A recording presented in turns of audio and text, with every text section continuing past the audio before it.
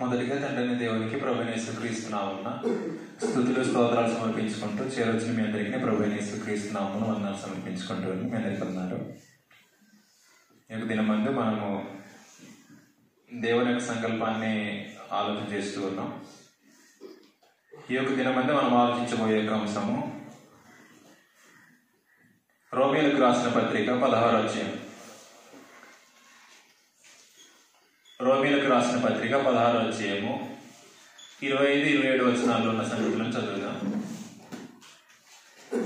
రోమీయులకు రాసిన పత్రిక 16వ అధ్యాయము 25-27 వచనాలు కలిసి ఉన్నాయి.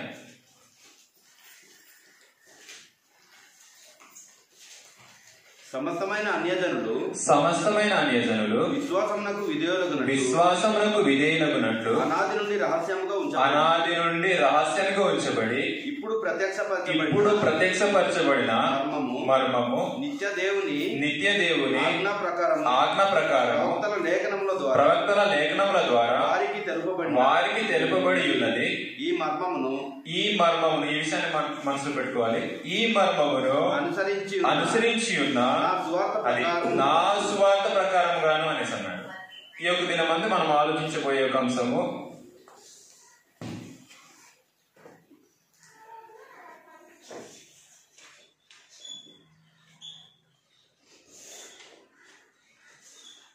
దేవుని అనాది సంకల్పములో సువార్త.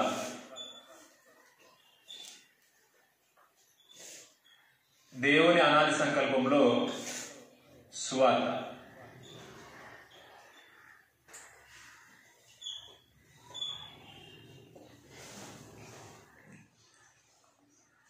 దేవునికి అనాదిలోనే సంకల్పం కలదు. ఆ సంకల్పంలో సువార్త ఎంత ప్రాముఖ్యమో ఆ యొక్క సంగతులను ఈ యొక్క దినమందు ఆలోచన చేయడానికి మనం ప్రయత్నం చేద్దాం. అందరికీ తెలిసినట్టుగా మొట్టమొదటిది సువార్త అనగా ఏమిటి?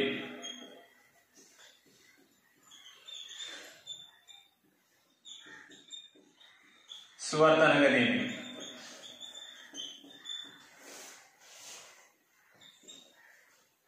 కొరింథీయులకు రాసిన మొదటి పత్రిక 15వ అధ్యాయము మొదటి 4 వచనాల్లో అనేక మంది సువార్త అని అంటే శుభవార్త లేదా మంచి వార్త అనేసి అంటారు. వాస్తవానికి గ్రంథం ప్రకారంగా సువార్త అంటే ఏంటో ఆ నిర్వచనాన్ని మనం చదువుకుందాం.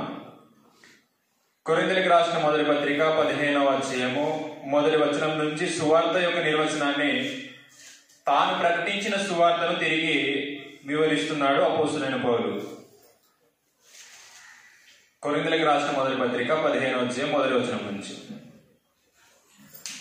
మరియు సహోదరులారా, నేను మీకు ప్రకటించిన సువార్తను మీకు తెలియపరుచున్నాను. ప్రకటించిన సువార్తను మళ్ళీ తెలియపరుస్తున్నాడు అంట. మీరు దానిని అంగీకరించితిరి, దాని యందే నిలిచి ఉన్నారు. మీ విశ్వాసము వ్యర్థమైతేనే గాని నేను ఏ ఉపదేశ రూపముగా సువార్త మీకు ప్రకటించినో ఆ ఉపదేశ రూపమును మీరు గట్టిగా పట్టుకొని ఉన్న ఎడల ఆ సువార్త వలనే మీరు రక్షణ పొందిన వారయ్యుందురు. 3వ వచనాల్లో వివరిస్తున్నాడు. నాకు ఇవ్వబడిన ఉపదేశమును మొదట మీకు అప్పగించితిని. అదేమనగా, లేఖనముల ప్రకారము క్రీస్తు మన పాపముల నిమిత్తము మృతి పొందెను, సమాధి చేయబడెను, లేఖనముల ప్రకారము 3వ దినమున లేపబడెను. సువార్త అనగా క్రీస్తు యొక్క మరణం, సమాధి, పునరుద్ధానం.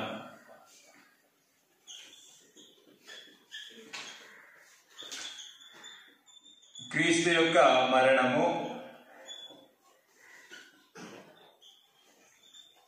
సమాధి, పునరుద్ధానం.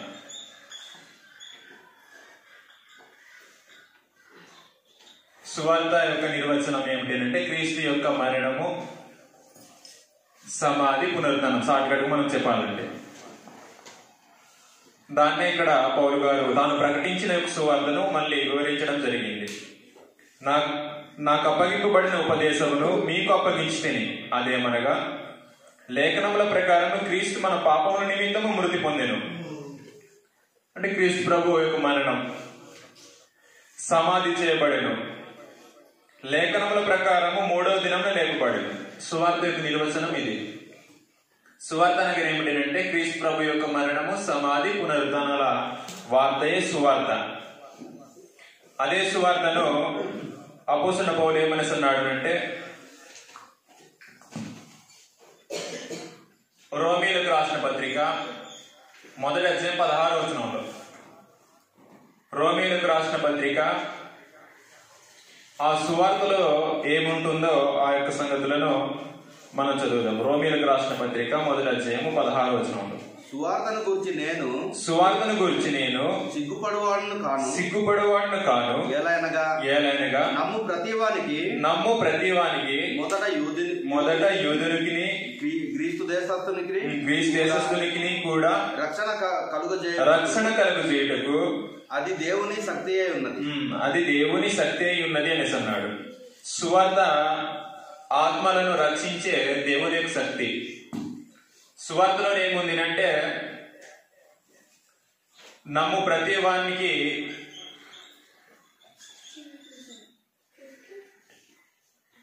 నమ్ము వారికి రక్షించుటకు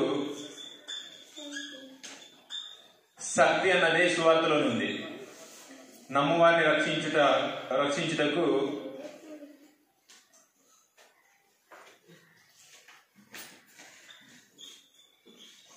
సువార్త శక్తి అయి ఉంది.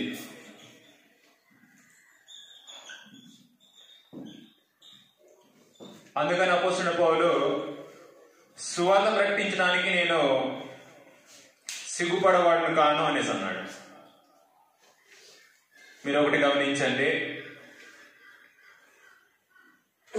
నేటి దినాల్లో సువార్త ప్రకటిస్తున్నామని చెప్పుకుంటున్న బోధకులు సువార్తను ప్రకటించకుండగా ఏదో బైబిల్లో ఉన్న ఒక కథను చెప్పి ఇదే సువార్త అని లోకంలో అనేక మంది బోధిస్తున్నారు. వాస్తవానికి సువార్త అనేసి అంటే ఒక వ్యక్తుని యొక్క మరణపు వార్తయే సువార్త. ఆ సువార్త ఎలాంటి వానిది సువార్త అంటే గొప్ప వానిది సువార్త కాదు. ఒక శాపగ్రస్తుడైనటువంటి యేసుక్రీస్తు గురించి తెలియజేసే ఒక వార్త. అనేక మంది బోధకులు ఎలాగో భావిస్తారు అంటే, సువార్త ప్రకటిస్తే మాకు ఘనత వస్తుంది అనేటటువంటి ఆలోచనతో ప్రకటించే వాళ్ళు ఉన్నారు.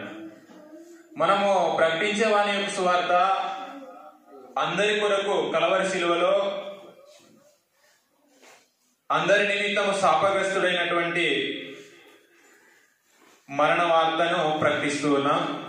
ఒక దరిద్రుని వార్తను మనం ప్రకటిస్తూ ఉన్నాం.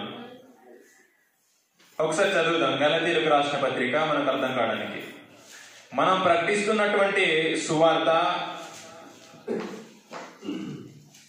పేరు ప్రఖ్యాతలు గాంచిన వాని యొక్క వార్త కాదు. అందరి కొరకు తాను శాపగ్రస్తుడైనటువంటి వార్తను మనము ప్రకటిస్తూ ఉన్నాం. గలతీయులకు రాసిన పత్రిక 3వ అధ్యాయము 13-14 వచనాల్లో 13-14 వచనాలు కలిసి ఉన్నాయి. ఆత్మను గూర్చిన వాగ్దానము విశ్వాసం వల్ల మనకు లభించినట్లు అబ్రాహాము పొందిన ఆశీర్వచనము క్రీస్తు యేసు ద్వారా అన్యజనులకు కలుగుటకై క్రీస్తు మన కోసం శాపమై అనిస్తుంది. క్రీస్తు మన కోసం శాపమై మనలను ధర్మశాస్త్రము యొక్క శాపము నుండి విమోచించెను. ఇందును గూర్చి మ్రాను మీద వ్రేలాడిన ప్రతి వాడును శాపగ్రస్తుడు అని వ్రాయబడింది. యేసు ప్రభు మ్రాను మీద వ్రేలాడాడు కాబట్టి యేసు ప్రభు ఏమయ్యాడు అంటే శాపగ్రస్తుడు అయ్యాడు. ఇప్పుడు మనం ప్రకటిస్తున్న ఒక సువార్త ఎలాంటి సువార్త అంటే ఒక శాపగ్రస్తుని యొక్క వార్తను మనం ప్రకటిస్తూ ఉన్నాం. సువార్త అంటే ఒకరి మరణపు వార్త. అదే మనుషుల యొక్క ఆత్మలకు నమ్మితే అది దేవుని యొక్క శక్తి. అనేక మంది ఎలా సువార్త ప్రకటిస్తారంటే, దేవుని నమ్ముకోండి ఆశీర్వదింపబడతారు, దేవుని నమ్ముకోండి కష్టాలు ఉండవు, ఇలా ప్రకటించే వాళ్ళు ఉన్నారు. వాస్తవానికి సువార్త ఎలా ప్రకటించాలి అంటే ఒకని మరణపు వార్తను మనం ప్రకటించాలి. ఆ మరణించిన యొక్క వ్యక్తి గొప్ప పేరు ప్రాజ్ఞతలు గాంచిన వాడు కాదు. లోకంలో తృణీకరింపబడిన వాడు, లోకంలో ఎన్నిక లేనివాడు, లోకంలో చూసినప్పుడు ఒక శాపగ్రస్తుడు, లోకంలో ఒక దరిద్రుడుగా తాను జీవించిన వాడు. కొరింథీయులకు రాసిన 2వ పత్రిక ఎలాంటి యొక్క వార్తను మనం ప్రకటిస్తున్నామో మనము తెలుసుకోవాల్సినటువంటి అవసరత మనకుంది. కొరింథీయులకు రాసిన 2వ పత్రిక 8వ అధ్యాయము 9వ వచనంలో, కొరింథీయులకు రాసిన 2వ పత్రిక 8వ అధ్యాయం 9వ వచనం, మీరు మన ప్రభు అయిన యేసుక్రీస్తు కృపను ఎరుగుదురు కదా, ఆయన ధనవంతుడై ఉండి మీరు తన దారిద్ర్యము వలన ధనవంతులు కావాలని మీ నిమిత్తము దారిద్రుడాయను అనేసి. అంటే లోకంలో దారిద్రతను అనుభవించి దరిద్రుడుగా జీవించాడు. అలాంటి ఒక వ్యక్తిని యొక్క వార్త, మరణపు వార్తను ప్రకటించాలి మనం. సువార్త, ఆ సువార్త అన్నది మనము ప్రకటిస్తున్నప్పుడు సిగ్గుపడకూడదునంట. అదే పౌలు గారు అనేసి అన్నాడు. సువార్తను ప్రకటించడానికి నేను సిగ్గుపడను కాను అనేసి అన్నాడు. ఎందుకు సిగ్గుపడ అవసరం లేదు అంటే ఆ సువార్తలో దేవుని యొక్క శక్తి ఉంది. ఆత్మలను రక్షించే శక్తి అన్నది ఎందులో ఉంది అంటే ఒక మరణపు వార్తలో ఉంది. మరణపు వార్తను ప్రకటిస్తూ ఉంటే నమ్మిన వారికి దేవుని యొక్క సువాసన, నమ్మని వారికి మరణపు యొక్క వాసనగా ఆ సువార్త అన్నది వినిపిస్తుంది అంట. కొరింథీయులకు రాసిన 2వ పత్రిక 2వ అధ్యాయము 14వ వచనంలో, 14-15 వచనాలు,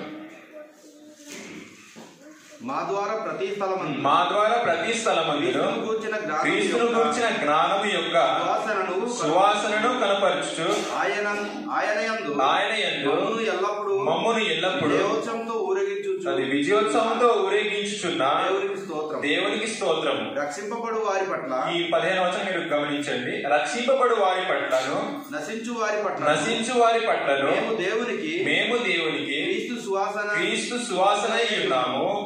నశించు వారికి మరణార్థమైన మరణపు వాసన గాను, రక్షింపబడు వారికి జీవార్థమైన జీవపు వాసన గాను ఉన్నాము అనేసి అన్నాడు.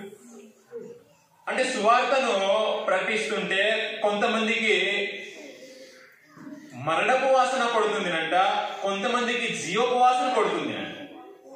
అంటే ఒకే యొక్క సువార్త అన్నది 2 రకాలుగా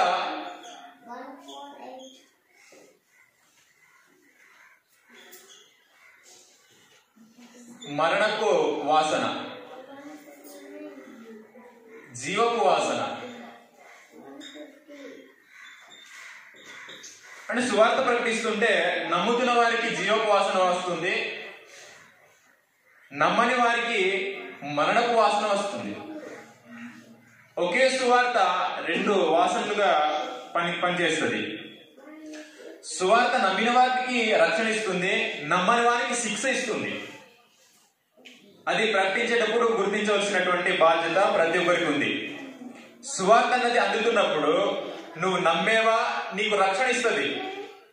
సువార్తను నమ్మకపోతే శిక్ష ఇస్తుంది. అదే విషయాన్ని ఇక్కడ అపోస్తులు ఏమని చెప్పుకున్నారు అంటే, మేము సువార్తను ప్రకటిస్తూ ఉంటే నశించే వారికి, అంటే దేవుని సువార్తను, ఈ యొక్క సువార్తను నమ్మని వారికి మరణపు వాసన కొడుతుంది, రక్షింపబడుచున్న వారికి అంటే నమ్మిన వారికి జీవపు వాసన కొడుతుంది అంటే సువార్త ప్రకటిస్తూ ఉంటే.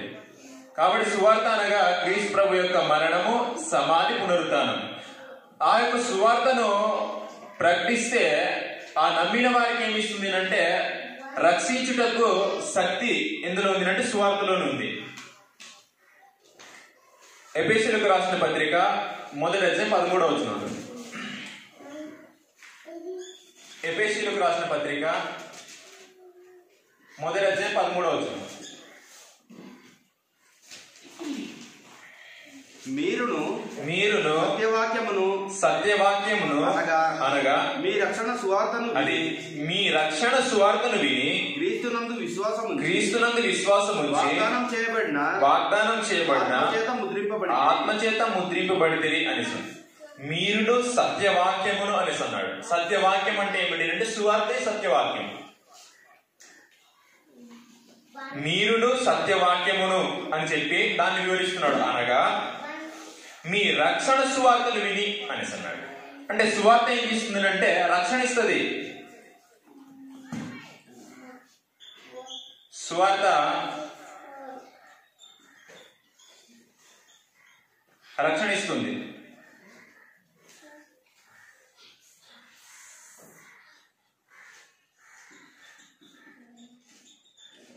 రక్షణ సువార్తను విని అంటే రక్షణ ఇస్తుంది సువార్త.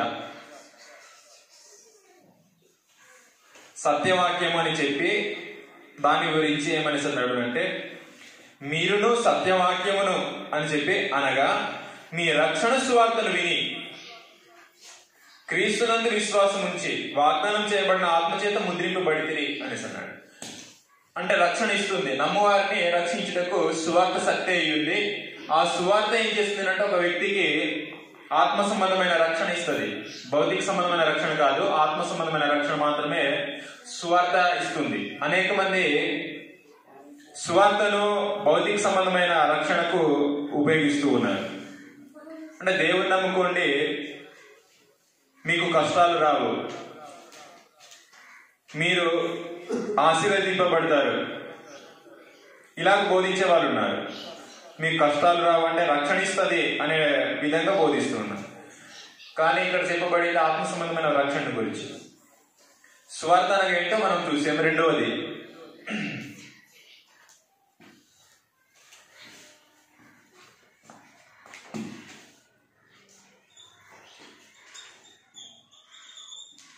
సువార్త అనాదిలో నిర్ణయించబడింది.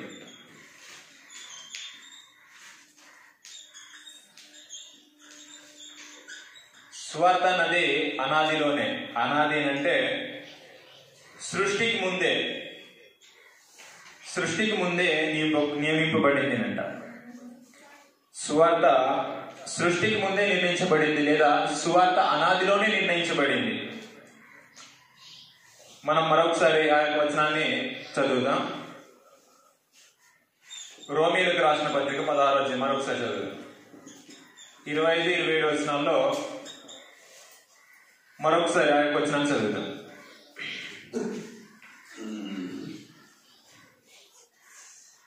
సమస్తమైన అన్యజనులు విశ్వాసమునకు విధేయులగునట్లు అనాది నుండి రహస్యముగా ఉంచబడి, అది అనాది అంటే ఆది లేనప్పుడు, అనాది అంటే సృష్టికి ముందు, అనాది నుండి రహస్యంగా ఉంచబడి ఇప్పుడు ప్రత్యక్షపరచబడిన మర్మము అనేసి అన్నాడు. ఎప్పటి మర్మము అంటే అనాది మర్మం. అనాది అంటే సృష్టికి ముందే నిర్ణయింపబడినటువంటి మర్మం. మర్మమునంటే అర్థం ఏమిటంటే రహస్యము అని. అంటే సృష్టికి ముందే అనాదిలోనే దేవుడు దాన్ని రహస్యంగా ఉంచాడు. సువార్తను అనాది నుండి రహస్యంగా ఉంచబడి ఇప్పుడు ప్రత్యక్షపరచబడిన మర్మము నిత్య దేవుని ఆజ్ఞ ప్రకారము ప్రవక్తల లేఖనముల ద్వారా వారికి తెప్పబడి ఉంది.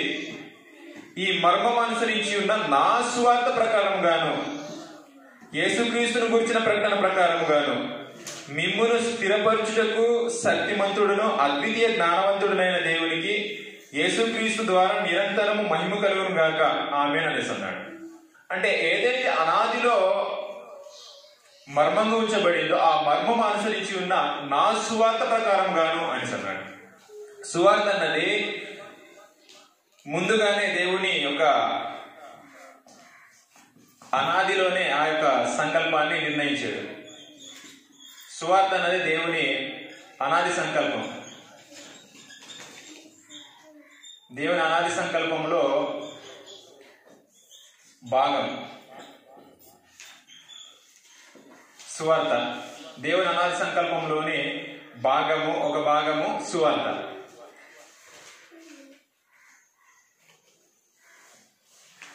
కొరింథీయులకు రాసిన మొదటి పత్రిక,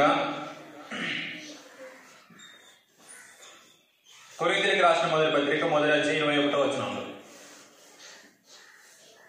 కొరింథీయులకు రాసిన మొదటి పత్రిక మొదటి అధ్యాయము 21వ వచనం. దేవుని జ్ఞానానుసారముగా లోకము తన జ్ఞానము చేత దేవుని ఎరుగకుండినందున సువార్త ప్రకటనయను. అది విషయాన్ని మీరు గుర్తించండి. సువార్త ప్రకటనయను ఎర్రితనము చేత నమ్మువారిని రక్షించుట దేవుని దయాపూర్వక సంకల్పమాయను అనిస్తుంది. మీరు గమనించండి, సువార్త అన్నది లోకములో ఎలా కనిపిస్తుంది అంటే సువార్త ప్రకటన అను వెర్రితనము చేత, అంటే సువార్త ప్రకటిస్తుంటే లోకము ఎలా చూస్తుంది అంటే దేవుని యొక్క జ్ఞానాన్ని వెర్రితనంగా భావిస్తుంది. కానీ వెర్రితనము చేత నమ్మే వారిని రక్షించడానికి దేవుని యొక్క దయాపూర్వక సంకల్పం అయిందినంట. దేవుని యొక్క సువార్త ద్వారా రక్షించాలని దేవుని యొక్క దయాపూర్వక సంకల్పం.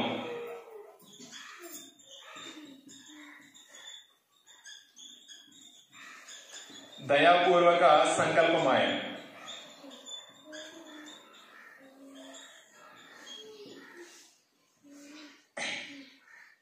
సువార్త అనేది అనాదిలో నిర్ణయింపబడింది. దేవుని యొక్క సంకల్పంలో భాగమే సువార్త.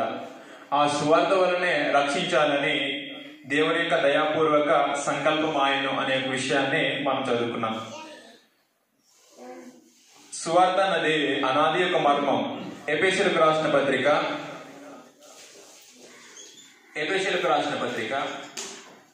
3వ అధ్యాయము 3వ వచనం నుంచి 7వ వచనం వరకు.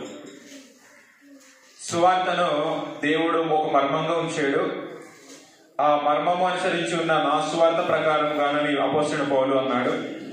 ఆ సువార్తను ఇక్కడ చాలా స్పష్టంగా వివరించడం జరిగింది. ఎఫెసీయులకు రాసిన పత్రిక 3వ అధ్యాయం 3వ వచనం నుంచి.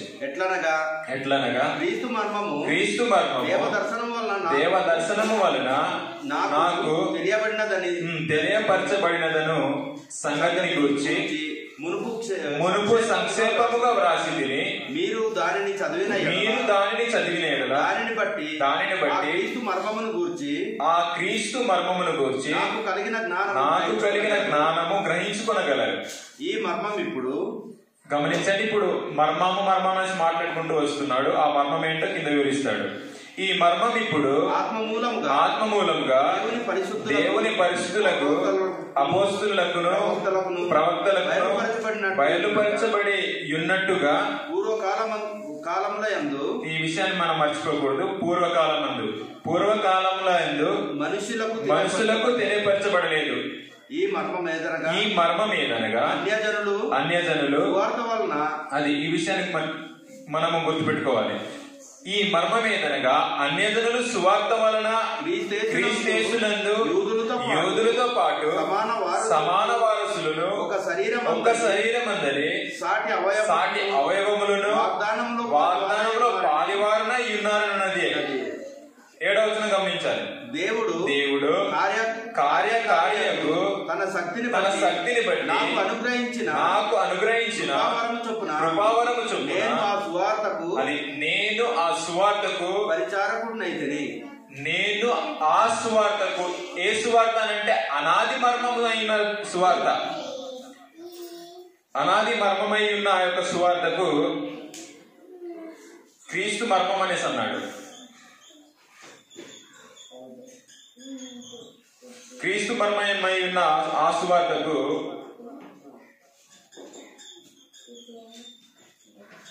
నేను పరిచారకుడను అనేసి అన్నాడు.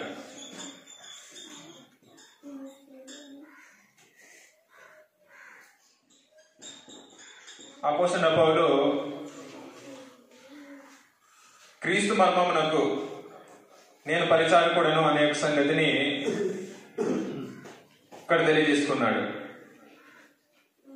కాబట్టి మనము రెండవదిగా దేవుని అనాదిలో అంటే సువార్త అనాదిలో నిర్ణయించబడింది అనే సంగతిని ఆలోచన చేసేము.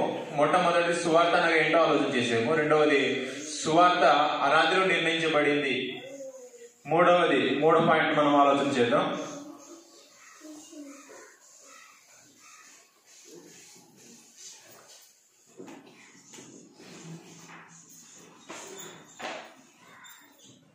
సువార్త ప్రకటించు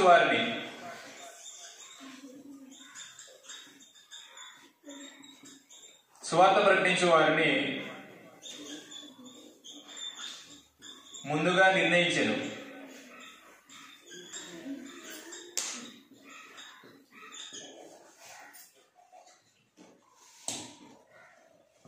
మీరు గమనించండి, సువార్త అనగా ఏంటో ఆలోచించాను. సువార్త అంటే క్రీస్తు ప్రభు మరణ సమాధి పునరుద్ధరణ వార్త. అదే సువార్త అనాదిలో నిర్ణయించబడింది. అనాదిలో అంటే యేసు ప్రభు యొక్క మరణపు వార్త అనాదిలో నిర్ణయించబడింది.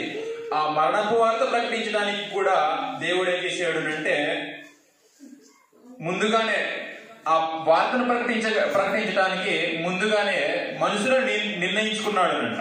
ఎవరు ప్రకటించాలో ఆ మనుషులను నిర్ణయించుకున్నాడు. స్వార్థ ప్రకటించే వారిని ముందుగా దేవుడు ఎలా నిర్ణయించుకున్నాడో ఆ సంగతులను ఆలోచన చేద్దాం. అపోస్తుల కార్యాల గ్రంథం 10వ అధ్యాయము. అపోస్తుల కార్యాల గ్రంథం 10వ అధ్యాయం.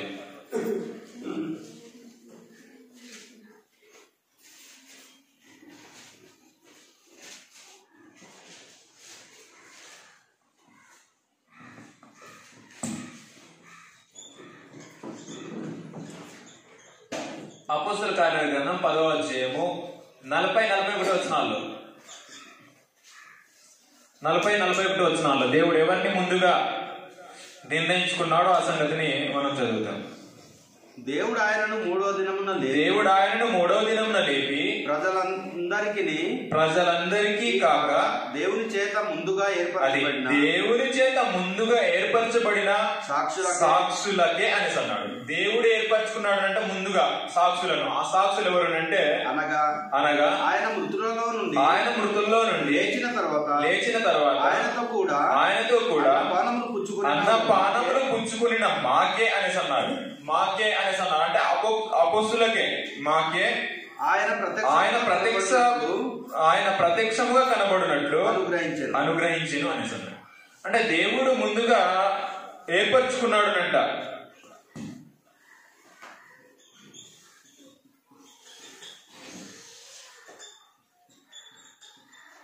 దేవుడు ఏర్పరిచిన మాకే అనేసి అన్నారు. దేవుడు ఏర్పరచుకున్న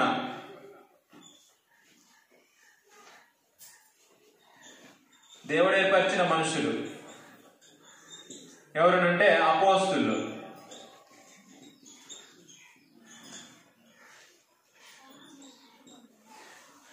దేవుడు ఆ సువార్తను ప్రకటించడానికి ముందుగా మనుషులను ఏర్పరచుకున్నాడు. ఆ మనుషులకే ముందుగా ఆ సువార్త ప్రకటించడానికి దేవుడు ఎన్నిక చేసుకున్నాడు.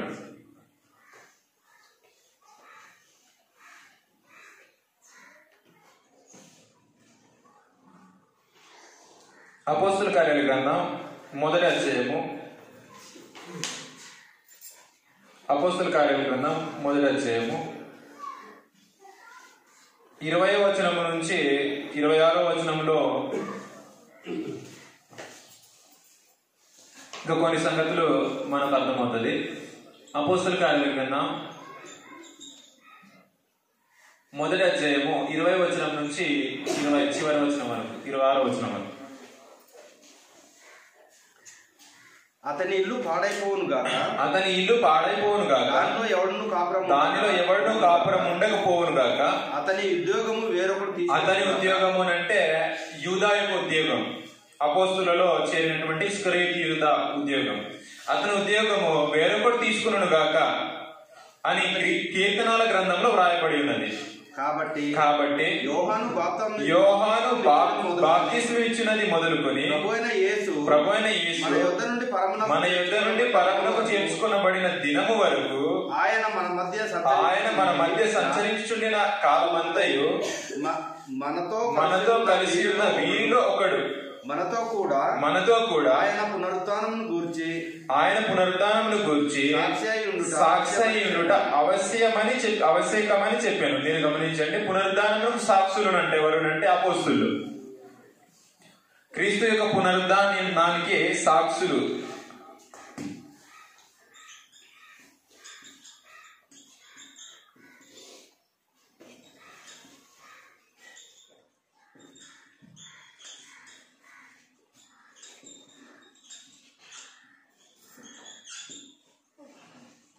దేవుడు ఏర్పరచుకున్న మనుషులు అంటే ముందుగా దేవుడు నిర్ణయించినటువంటి మనుషులు ఎవరంటే అపోస్తులు. ఆ అపోస్తులే పునరుద్ధానమునకు, సువార్త యొక్క పునరుద్ధానం గురించి వారే ఎవరునంటే సాక్షులు. అదే విషయాన్ని ఇక్కడ చెప్పుకున్నారు. ఆయన మన మధ్య సంచరించుండిన కాలమంతయు మనతో కలిసి ఉన్న వీరిలో ఒకడు మనతో కూడా ఆయన పునరుద్ధానమును గురించి సాక్షియునుట ఆవశ్యకమని చెప్పాను. అప్పుడు వారు యోసు అను మారు పేరు గల బర్షబ్బ అనబడిన యోసేపును మత్తయి అను ఇద్దరిని నిలువబెట్టి ఇట్లని ప్రార్థన చేసేది. అందరి హృదయాలను ఎరిగి ఉన్న ప్రభువా, తన చోటికి పోవుటకు యూదా తప్పిపోయి పోగొట్టుకొనిన ఈ పరిచర్యలో అంటే అపోస్తులత్వములోను పాలు పొందుటకు వీరిద్దరిలో నీవు ఏర్పరచుకుని వాడిని కనపరచమనేది. 26వ వచనం. అంతటా వారు వీరిని గురించి చీట్లు వేయగా మత్తయి పేరిట చీటి వచ్చాను కనుక అతడు 11 మంది అపోస్తులతో కూడా లెక్కింపబడాడు. అంటే 12 అపోస్తులు ఎంతమంది అంటే 12 మంది. 12 మందిలో యూదా తప్పిపోయాడు. యూదాకు బదులు ఇస్కరియోతు యూదా తప్పిపోయాడు. యూదా యొక్క స్థానంలో మత్తయి అని ఎన్నుకున్నారు. అయితే మరొక అపోస్తులుడు ఏడవుతాడు. అన్ని దినాలకు అపోస్తులుడు ఎవడంటే పౌలు. అపోస్తుడైన పౌలు. పౌలును ప్రత్యేకంగా యేసు ప్రభువే ఎన్నుకుంటాడు. ఒకసారి మనం చదువుదాం. మరొక అపోస్తులుడు ఎలాగో అయ్యాడు అంటే అపోస్తుడైన పౌలు ఈ 12 మందిలో చేరినవాడు కాదు. అపోస్తుడైన పౌలు ఈ 12 మందిలో చేరినవాడు కాదు. పౌలు యొక్క ఏర్పాటు వేరేగా చేయబడింది.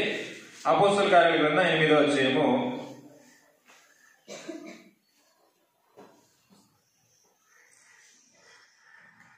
9వ అధ్యాయము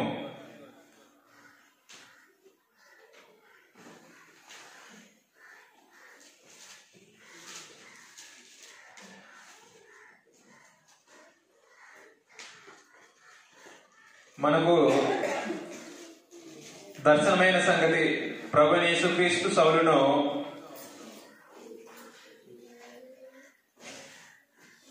మాట్లాడుతున్న సంగతి మనకు తెలిసినదే కాబట్టి నేను డైరెక్ట్ గా ఒక విషయాన్ని నేను చదివేస్తాను, లేదా చదువుదాం మనకు అర్థం అవడానికి.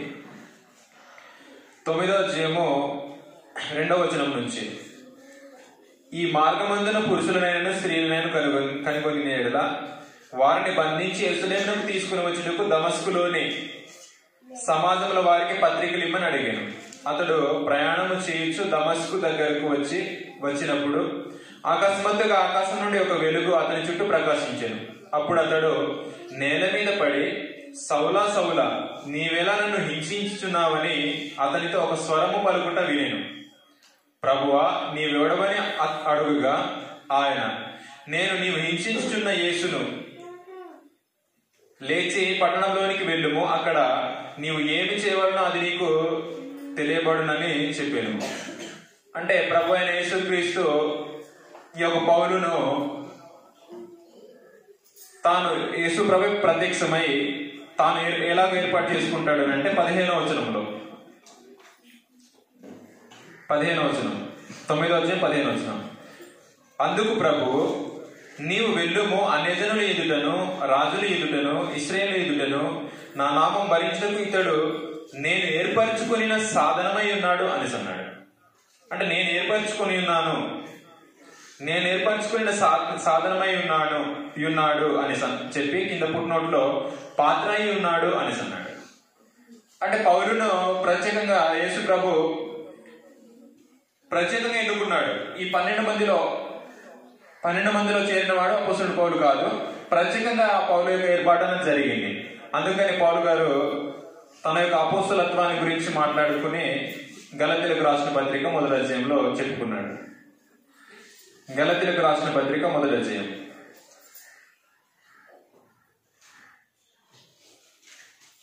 మొదటి అధ్యాయం మొదటి వచనంలో, మనుషుల మూలముగానైనను ఏ మనుషుని వలనైనను కాక యేసుక్రీస్తు వలనను ఆయనను మృతుల్లో నుండి లేపిన తండ్రి అయిన దేవుని వలనను అపోస్తలుడుగా నియమింపబడిన పౌలును నేను అనేసి అన్నాడు. అంటే తన యొక్క అపోస్తలత్వాన్ని గురించి రుజువు చేసుకున్నాడు గలతీ పత్రికలో.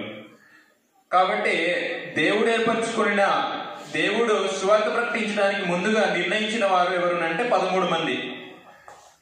ఈ 13 మందినే 12 మందిలో ఇస్కరియోతు తప్పిపోయాడు. తప్పిపోతే ఇతని యొక్క ఉద్యోగం అన్నది మత్తీకి వచ్చింది. మత్తీని ఎన్నుకున్నారు. అప్పుడు 12 మంది అయ్యారు. 12 మంది పౌలుతో కలిపి 13 మంది. ఈ 13 మంది మనుషులు ప్రకటించేదే సువార్త. ఈ 13 మంది ప్రకటించకుండగా వేరెవ్వరు ప్రకటించినా అది సువార్త అవ్వదు, శాపగ్రస్తమైన సువార్త అవుతుంది. సువార్త ప్రకటించడానికి దేవుడు ముందుగానే నిర్ణయించిన వారు ఎవరంటే అపోస్తలులు. ఈ విషయాన్ని క్రీస్తు ప్రభు వారే చెప్పడం జరిగింది. ఒకసారి చదువుదాం. అపోస్తల కార్యాల గ్రంథం మొదటి అధ్యాయము, అపోస్తల కార్యాల గ్రంథం మొదటి అధ్యాయం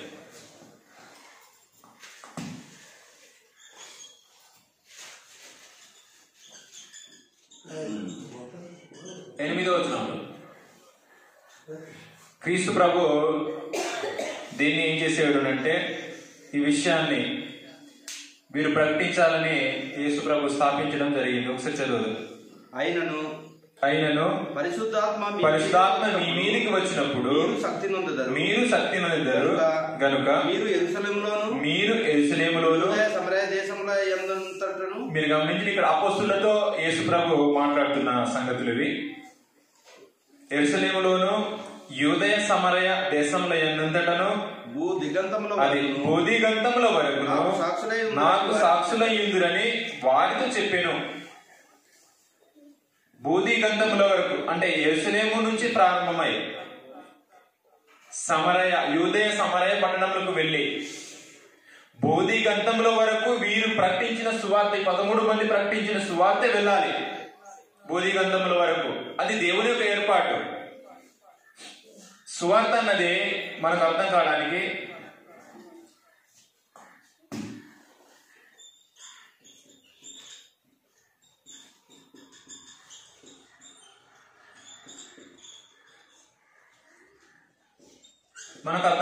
ఎగ్జాంపుల్ గా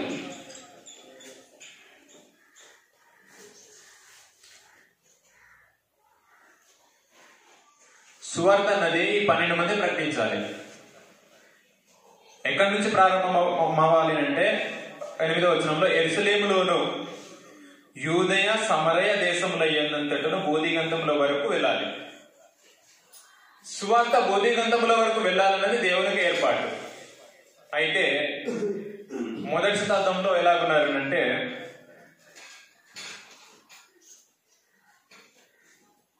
పన్నెండు మంది శిష్యులు తప్పించి సంఘం అన్నది లోకంలో వెళ్తూ ఉన్నారు. కానీ అపోస్తులు ఎలా ఉన్నారు అంటే అక్కడే ఉన్నారు.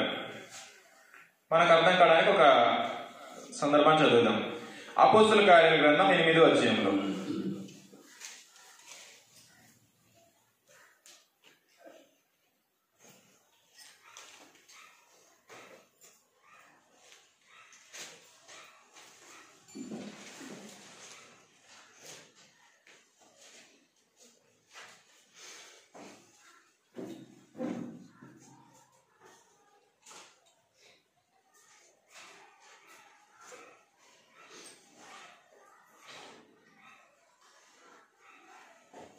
అపోస్తల కార్యాల గ్రంథం 8వ అధ్యాయం మొదటి వచనం.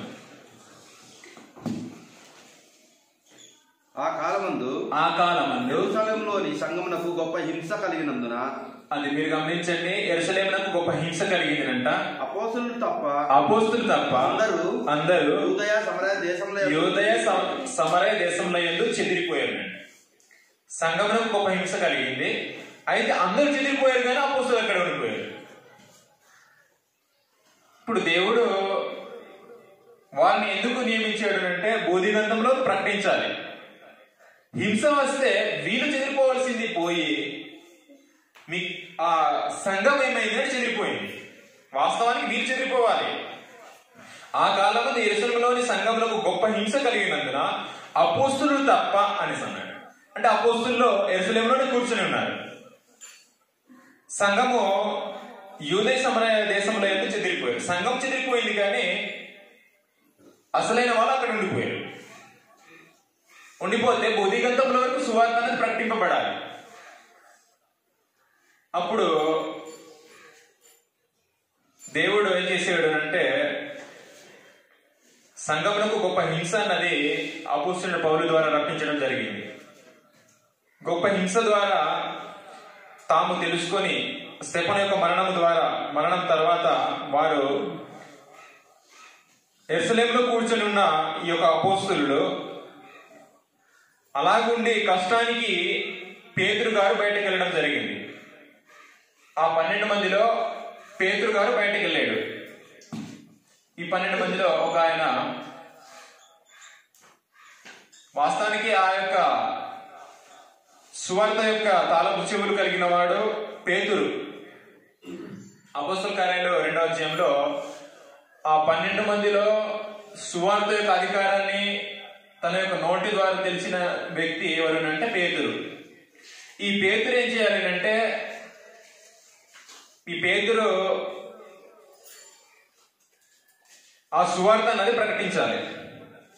ప్రకటించిన తర్వాతే మనుషులందరికీ రక్షణ వస్తుంది. ఈ అపోస్తులు ప్రకటించకుండా ఎవరు కూడా రక్షణ పొందడానికి అవకాశం లేదు. మనకు అర్థం కావడానికి ఒక ఎగ్జాంపుల్ చదువుదాం. అపోస్తుల కార్యాల గ్రంథం 10వ అధ్యాయంలో అపోస్తుల కార్యాల గ్రంథం 10వ అధ్యాయం మనకు అర్థం కావడానికి ఎగ్జాంపుల్ గా అపోస్తుల కార్యాల గ్రంథం 10వ అధ్యాయంలో మొదటి 3 వచనాల్లో ఒక భక్తిపరుడు ఉన్నాడు, అనేజనుడు.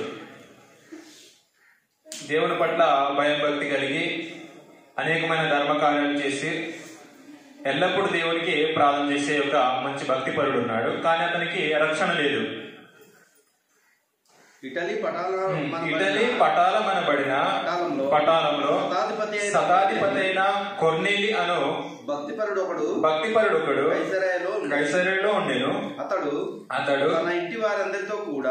తన ఇంటి వారందరితో కూడా దేవుని యందు భయభక్తులు గలవాడై ఉండి ప్రజలకు బహుధర్మం ఎల్లప్పుడూ దేవునికి ఎల్లప్పుడూ ప్రార్థన చేసేవాడు. ఇక్కడ మీరు గమనించండి, 3 విషయాలు మనం గుర్తించాలి.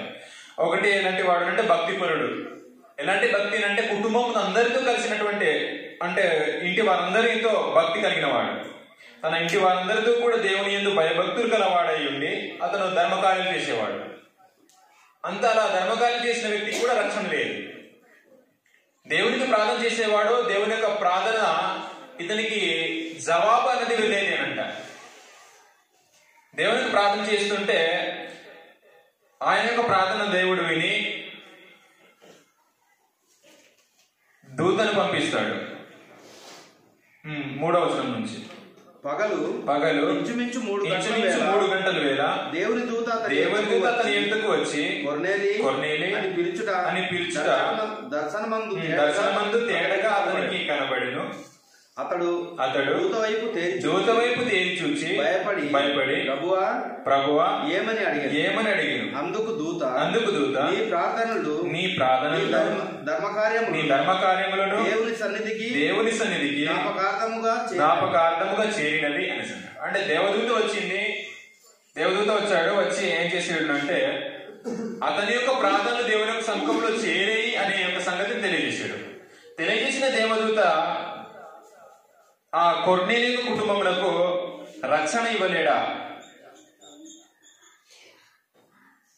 రక్షణ అనేది దేవునికి సముఖం నుంచి వచ్చినా గానీ రక్షణ ఇవ్వలేడు దేవదూత. సరే, ఎందుకు రక్షణ ఇవ్వలేడు అంటే, రక్షణ అన్నది పొందుకోవాలి అంటే ఈ 13 మందిలోనే 13 మంది చెప్పిన దాన్ని ఒక వార్తను విని నమ్మి రక్షింపబడాలి.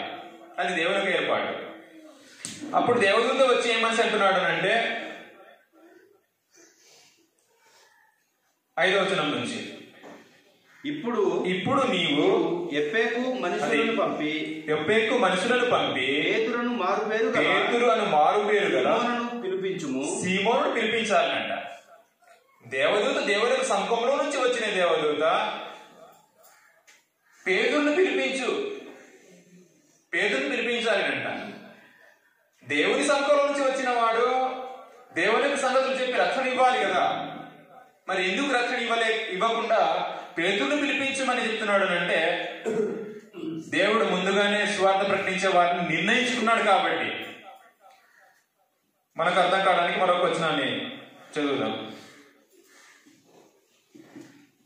11వ అధ్యాయము 14వ వచనం. 11వ అధ్యాయం 14వ వచనం. అపోస్తలుల కార్యాల గ్రంథం. నీవును నీ ఇంటి వారందరూ ఏ మాట వలన అది మీరు గమనించాలి. ఏ మాట వలన రక్షణ పొందుదురో ఆ మాటలు అతడు నీతో చెప్పునని, అతడు అంటే పేతురు నీతో చెప్పునని తన ఇంట నిలిచి తనతో చెప్పిన యొక్క దేవదూతను చూచిన సంగతి మాకు తెలిపిన అనేసి అన్నాడు. అంటే పేతురును పిలిపించాలి. ఎందుకు పేతురును పిలిపించాలి అంటే, ఆయన ఏ మాటలు చెబుతాడో ఆ మాటల చేత రక్షణ అనేది వస్తుంది. అంటే సువార్త అన్నది ఈ 12 మంది అపోస్తులు చెబితేనే రక్షణ అనేది కలుగుతుంది. పేతురును పిలిపించుకోవాలి. ఆయన ఏ మాటలు చెబుతాడో ఆ మాటల చేత నీవును నీ ఇంటి వారు రక్షణ పొందుతారు. అపోస్తులు బోధించినటువంటి సువార్త కాకుండా ఏ సువార్తను మనము విన్నా గానీ, ఏ సువార్త వలన నమ్మి రక్షింపబడినా గానీ మనకు రక్షణ లేదు. ఈ విషయాన్ని మనము ఖచ్చితంగా గుర్తించవలసినటువంటి అవసరం ఉంది. అపోస్తలుల కార్యాల గ్రంథం 15వ అధ్యాయం 7వ వచనంలో పేతురు గారు ఏమని తెలియజేసుకుంటున్నాడో ఆ యొక్క సంగతిని చదువుదాం. అపోస్తలుల కార్యాల గ్రంథం 15వ అధ్యాయం 7వ వచనం. సహోదరులారా ఆరంభమందు అన్యజనులు నా నోట సువార్త వాక్యమును విని విశ్వసించులాగున మీలో నన్ను దేవుడు ఏర్పరచుకొనినని మీకు తెలియదు అనేసి అన్నాడు. అంటే దేవుడు ఏర్పరచుకున్నాడు మీలోని నన్ను. నేను చెప్పే యొక్క సువార్తను విని విశ్వసించాలని దేవుడు ఏర్పరచుకున్నాడు నన్ను అని పౌలు వారు మాట్లాడుతున్నారు. అంటే అపోస్తలుడు సువార్తను ప్రకటించడానికి అపోస్తలునే దేవుడు నిర్ణయించాడు. వారు ప్రకటించింది సువార్త, వారు బోధించింది బోధ. మరొకటి బోధ ఏమీ లేదు, మరొకటి ఇంకా ఏదీ లేదు. ఇప్పుడు ఏ వ్యక్తి కూడా బోధించలేడు. బోధ అన్నది ఏ వ్యక్తి కూడా చేయకూడదు. వారు బోధించిన బోధన ఉపదేశించాలి కానీ బోధ అన్నది చేయకూడదు ఎవరు కూడా. సువార్తికుడైనా కానీ ఉపదేశకుడైనా కానీ అపోస్తలులు బోధించిన బోధనే బోధ. ఆ బోధనే ఉపదేశించాలి కానీ బోధించకూడదు. మనం వేరే యొక్క మాటల చేత దాన్ని ఏడ్ చేస్తూ లేదా కలిపి చెరుపుతూ బోధించకూడదు. పౌలు గారు ఏమని తెలియజేస్తాడు అంటే తిమోతికి రాసిన పత్రిక, ఒక వ్యక్తికి రక్షణ కలగాలి అంటే మీరు నా వలన వినిన సంగతులను అనే యొక్క విషయాలను ఒకసారి చదువుదాం. తిమోతికి రాసిన 2వ పత్రిక 3వ అధ్యాయము 14-15 వచనాల్లో. తిమోతికి రాసిన 2వ పత్రిక 4వ అధ్యాయము 14-15 వచనాలు. ఒక వ్యక్తికి రక్షణ కావాలి అంటే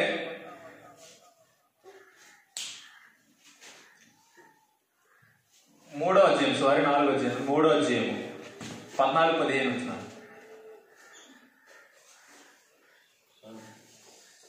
క్రీస్తు క్రీస్తునందు ఉంచవలసిన విశ్వాసము ద్వారా రక్షణార్థమైన జ్ఞానము నీకు కలిగించుటకు శక్తిగల పరిశుద్ధ లేఖనములను బాల్యము నుండి నీ వెలుగుదువు గనుక నీవు చేర్చుకొని, మీరు గమనించిన ఈ విషయాన్ని మీరు మర్చిపోకూడదు, నీవు నేర్చుకొని రూఢి అని తెలుసుకొనినవి ఎవరి వలన నేర్చుకుంటివో ఆ సంగతి తెలుసుకుని వాటి యందు నిలకడగా ఉండుము అనేసి అన్నాడు.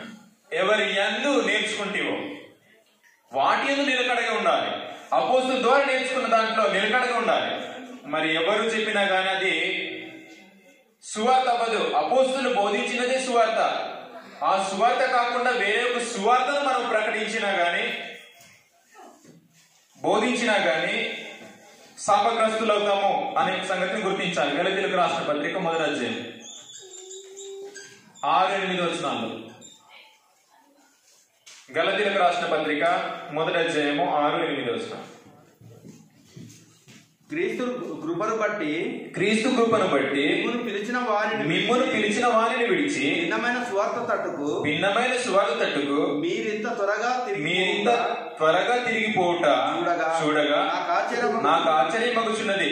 అది మరి ఒక సువార్త కాదు గాని, విషయాన్ని మీరు గమనించాలి, అది మరి ఒక సువార్త కాదు గాని క్రీస్తు సువార్తను చెరుపగోరి మిమ్మును కలవరపరచువారు కొందరున్నారు. మేము మీకు ప్రకటించిన సువార్త, అది ఈ విషయాన్ని మనసులో పెట్టుకోవాలి. మేము మీకు ప్రకటించిన సువార్త గాక మరి ఒకటి మీరు గమనించండి. ఇక్కడ సువార్త అన్నది వేరొక సువార్త కాదు అని అంటారు. అదే సువార్తను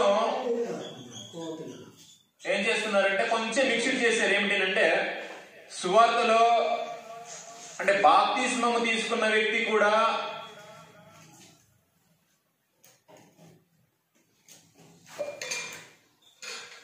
సున్నతి తీసుకోవాలనే ఒక బోధన ఏం చేశారంట. అది ఏమైంది అంటే భిన్నమైన సువార్త అయిపోయింది. అంటే ఇదే సువార్త ప్రకటిస్తూ అందులో ఒకటి ఏడ్ చేసింది ఏమిటంటే సున్నతి అనే ఒక దానిని ఏడ్ చేసేది. పాత నిబంధనలో ఉన్న 8వ దినంలో సున్నతి చేసుకోవాలి కదా, ఆ యొక్క సున్నతిని ఈ సువార్తలో ఏం చేశాడంటే కలిపారు. ఈ సువార్తలో కలిపారు. అప్పుడు ఏమైంది అంటే భిన్నమైన సువార్త అయింది. ఇప్పుడు ఇదే సువార్తలోనికి మరి ఏది కలిపినా కానీ అది భిన్నమైన సువార్త అవుతుంది. అదే విషయాన్ని ఇక్కడ చాలా ఖచ్చితంగా చెప్పారు. మేము మీకు ప్రకటించిన సువార్త కాక మరి యొక్క సువార్తను మేమైనను పరలోకం నుండి వచ్చిన ఒక దూత అయినను మీకు ప్రకటించిన ఎడలా అతడు శాపగ్రస్తుడవును గాక అనేసి అన్నాడు. శాపగ్రస్తుడు అవుతాడనంట. మేమిది వరకు చెప్పిన ప్రకారం ఇప్పుడును మరలా చెప్పుచున్నాము, మీరు అంగీకరించిన సువార్త గాక మరి ఒకటి ఎవడైనను మీకు ప్రకటించిన ఎడలా వాడు శాపగ్రస్తుడవును గాక అనేసి అన్నాడు. అంటే సువార్త అన్నది అపోస్తలులు ప్రకటించిన సువార్త కాకుండా వేరొక సువార్తను ఎవడు ప్రకటించినా గాని ప్రకటించేవాడు శాపగ్రస్తుడు, వినేవాడు శాపగ్రస్తుడు. శాపగ్రస్తుడు అంటే ఏమిటి అంటే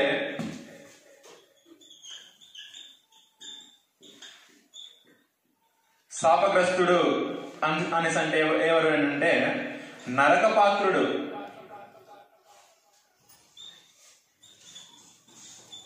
శాపగ్రస్తుడు అంటే నరకపాత్రుడు, నరకానికి అర్హుడు అనే విషయాన్ని గుర్తించాలి. ఎవరైనా కానీ బోధించేవాడు అపోస్తలులు ప్రకటించిన సువార్త బోధించకుండగా వేరొకటి బోధించేవాడు శాపగ్రస్తుడు, ఆ బోధన విన్నవారు శాపగ్రస్తుడు, అంటే నరకపాత్రులే. కాబట్టి మనం గుర్తించుకోవాల్సినటువంటి బాధ్యత మనకుంది. సువార్త అన్నది ఏదైతే అపోస్తలులు ప్రకటించారో అదే సువార్త. దానికి ఏది గాని కలిపినా గాని ఏది గాని తీసినా గాని సువార్త ఏమవుతుంది అంటే చెరిగిపోద్ది. కొరింథీయులకు రాసిన 2వ పత్రిక 2వ అధ్యాయం 17వ వచనంలో అందరికి తెలిసినటువంటి కంఠస్థ వచనమే, కావున ఇట్టి సంగతులకు చాలిన వాడెవడు మేము దేవుని వాక్యమును కలిపి చెరిపెడు అనేకులు వలె ఉండక నిష్కపట్యం గల వారమును దేవుని వలన నియమింపబడిన వారమునై ఉండి క్రీస్తునందు దేవుని ఎదుట బోధించున్నాము అని అన్నాడు. అంటే క్రీస్తును అంటే సువార్తను కలిపి చెరిపాడు అనేకులు అంటే కలిపి చెరిపిస్తున్నారు. మీరు గమనించండి, ఇక్కడ ఒక విషయాన్ని గుర్తించాలి. కావున ఇట్టి సంగతులకు చాలిన వాడేవాడు మేము దేవుని వాక్యము అనేసి అన్నాడు. ఇక్కడ వాక్యం అంటే మరి ఏదో కాదు, సువార్త. పైన సువార్తను గురించి మాట్లాడుకుంటూ వస్తున్నాడు 12వ వచనం నుంచి.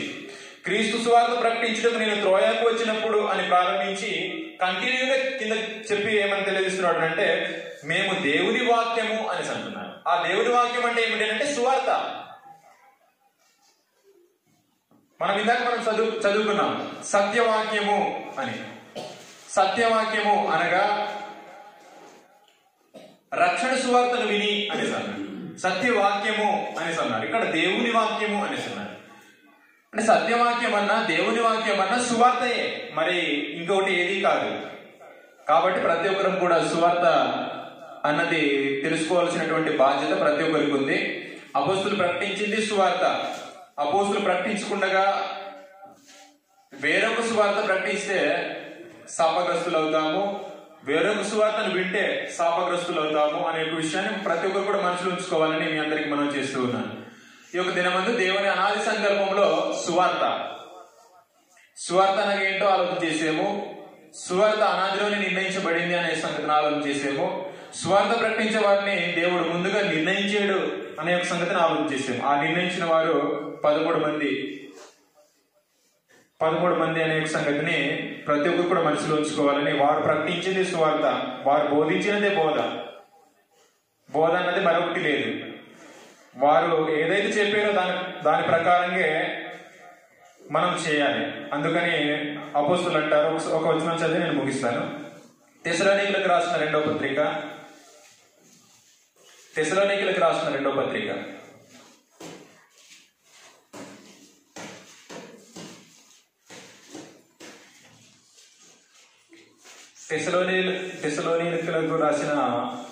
పత్రిక 2వ అధ్యాయము 15వ వచనంలో 14-15 వచనాలు అన్నమాట. 14వ వచనం నుంచి చదువుతారు. మీరిలాగున రక్షింపబడి మన ప్రభు అయిన యేసుక్రీస్తు యొక్క మహిమను పొందవలెనని ఆయన అంటే దేవుడు మా సువార్త వలన మిమ్మును పిలిచాను. మా సువార్త వలన పిలిచాడు అనే విషయాన్ని తెలియజేసి 15వ వచనంలో కాబట్టి సహోదరులారా నిలకడగా ఉండి నోటి మాట వల్ల, అది ఈ విషయాన్ని మనసులో పెట్టుకోవాలి. వారి నోటిలో నుంచి వచ్చింది సువార్త. మా నోటి మాట వలనైనను మా పత్రిక వలనైనను మీకు బోధింపబడిన విధులను చేపట్టుడి అనేసి అన్నాడు. విధులను చేపట్టాలి. వారు ఆచరించిందే ఆచారం, వారు ప్రకటించిందే మనకు విధులు. ఆ విషయాన్ని మీరు మనసులో ఉంచుకోవాలని ఇంతవరకు శ్రద్ధగా ఓపికతో మీ అందరికీ ప్రభువైన యేసుక్రీస్తు నామమున వందనాలు సమర్పించుకుంటూ ముగిస్తానండి. అందరికీ వందనాలు.